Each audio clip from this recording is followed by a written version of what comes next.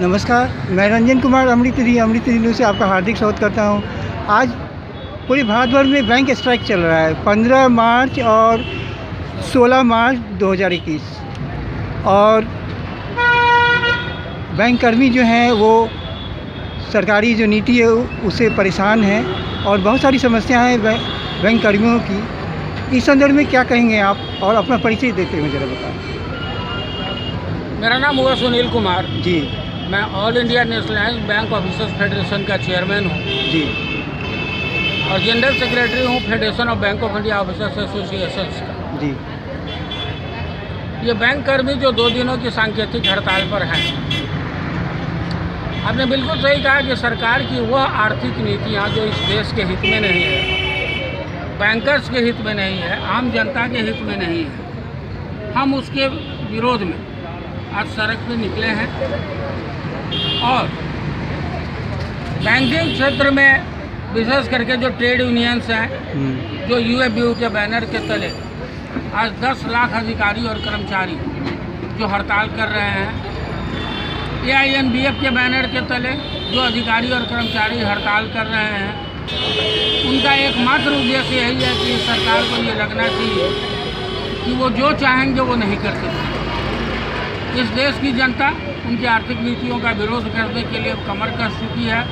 माध्यम बैंक के अधिकारी और कर्मचारी बने और हम इस लड़ाई की अभी शुरुआत किए हैं। इस लड़ाई को हम और दूर तक लेकर के जाएंगे। अभी ये आगाज़ है, आगे जो अंजाम होगा वो इस सरकार के लिए बहुत ही महंगा होगा।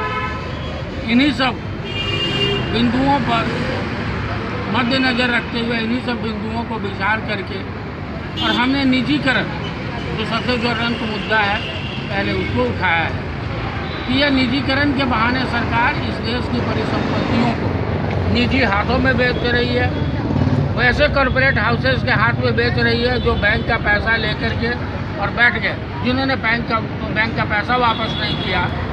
और यह सरकार संसद के बाहर लोगों को गुमराह कर रही है कि सरकारी क्षेत्र के बैंक लाभ नहीं कमा रहे हैं, जबकि सरकारी क्षेत्र के सभी बैंक ऑपरेटिंग प्रॉफिट दे रहे हैं। और अगर वो घाटे में हैं तो सरकार की नीतियों की वजह से वो घाटे में हैं, ना कि वो लाभ नहीं कमा रहे हैं। आज सभी बैंक ऑपरेटिंग प्रॉफिट कमा रहे हैं और यह सरकार ऑपरेटिंग प्रॉफिट में से भी इनकम टैक्स ले रही है और रेगुलेटरी अथॉरिटी के माध्यम से नए नए नियम बना करके और इन बैंकों को बदनाम करने का साजिश कर रही है, ताकि आम जनता के सामने भ्रामक स्थिति पैदा की जाए और बैंकों के निजीकरण को सुगम बनाया जाए। बैंकों का निजीकरण क्यों हो रहा है? बैंकों का निजीकरण इसलिए हो रहा है कि यह कॉरपोरेट की सरकार है। कॉरपोरेट हाउसेज ये चाहते हैं जी कि बैंकों में जो यहाँ की जनता का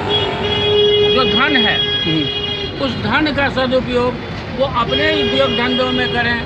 इस बैंक के में जो धन संग्रह है उसका उपयोग वो विदेश में अपने धंधों में करें, इसलिए निजीकरण। और ये बैंकों का विलयन जो हो रहा है इससे सभी बैंक परेशान भी हैं और समस्याएं भी बढ़ गई हैं, क्या कहेंगे आप? देखिए, ये बैंकों का जो विलय हुआ आपस में, आपने बिल्कुल सही कहा कि वह बिल्कुल ही असफल प्रयोग था इस सरकार का और उसको करने के पीछे मंशा ये थी कि उससे निजीकरण की प्रक्रिया को और तेज़ गति दी जाए।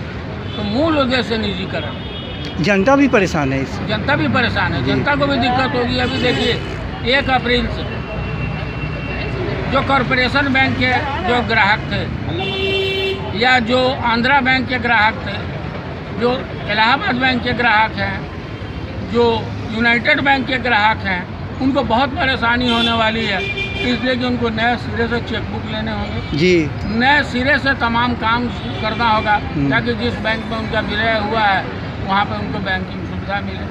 काम का बोझ भी बढ़ गया है। काम का बोझ बढ़ गया है, स्टाफ भी कम हो गए हैं। स्टाफ भी कम हो गए हैं क्योंकि जहाँ ओवरलैपिंग शाखाएँ हैं वहाँ पर स्टाफ का छटनी होगा और ग्राहकों को यह गवर्नमेंट ज़बरदस्ती प्राइवेट बैंक की तरफ भेजने के लिए ये काम।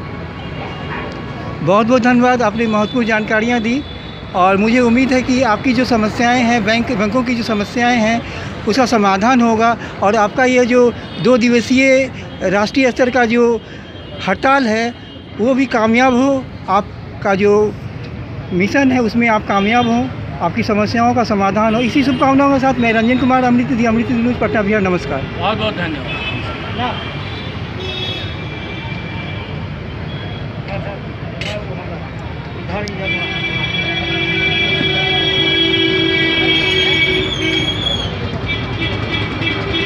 क्या होगा 15-16 क्या होगा? बैंक हम नहीं खोलेंगे जब हम बैंक नहीं खोलेंगे तो हम बैंक न खोलेंगे।